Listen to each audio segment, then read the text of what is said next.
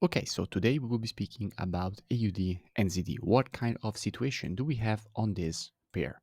Now, if you remember, in the first analysis that I published on this pair, we said the market was here and we said we want to be looking for potential shorting opportunities to see the market go and test the neckline of this overextended W formation. Basically, for the market to go and retest the previous resistance, which is now turned support. And that is exactly what the market has given us. If you want that analysis, I will link it also below. Now, what kind of situation do we have at the moment on this pair? Before speaking about what we have from a daily perspective, let's wrap things up and start from the monthly time frame. Now, on the monthly, clearly we have a market that has rejected very strong monthly support. This area was very strong support here, preceding all this huge move to the upside, again acted as support here, and obviously is acting again as support at this area. So it's an area that the market has been rejecting multiple times from a monthly perspective, preceding very big movements to the upside. So definitely, yes, you do expect the market to respect it.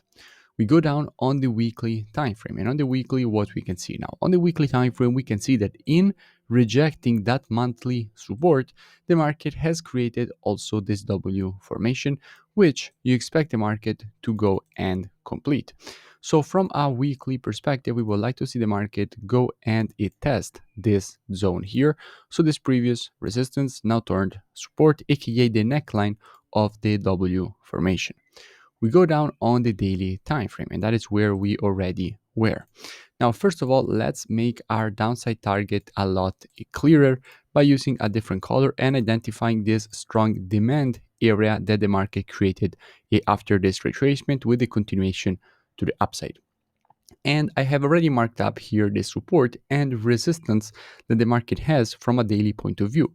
We have previous resistance here, now turned support, and previous support here, now turned resistance, meaning that at the moment the market is trapped inside of this support and this resistance. From a pattern perspective, on the daily we have impulse, correction, and we want to see the continuation to the upside. However, as we just said, we have previous support, turn resistance here. So how you can be approaching a situation like this? That is exactly what we will be speaking about just now. But first, let's go and see what we have from a COT perspective. So commitment of traders, what hedge funds are doing at the moment on the AUD and what hedge funds are doing at the moment on the NZD. Let's start by viewing what they have from an AUD perspective. So on the AUD, we can clearly see that with the last report, we are sitting at minus 39k net positions, meaning that we have shorts outweighing longs with 64k shorts and 25k longs. And if we look at what has been going on lately, we can see that finally they're starting to add some proper shorts again, but at the same time, they're continuing to add longs during this move to the upside on the AUD, meaning that this could be preceding a distribution area before continuation to the downside, since they are adding at the moment more shorts than longs.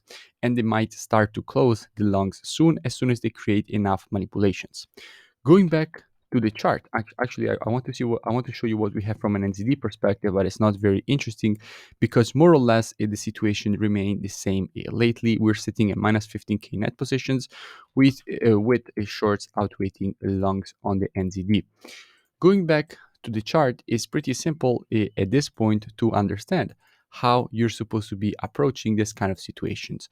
You have in mind that the market might go lower to complete the W formation from the weekly, but at the same time, you know that the market is stuck in between the support and resistance. So, how you can be approaching this kind of situation? You know also that the market has this impulse correction and possibility to complete the next impulse to the upside. So, if the market will break the resistance to the upside on the retest of the level, what we will be doing with students, we will be monitoring price action from a 4-hour perspective instead of this area, waiting for the market to provide to us one of our valid entries.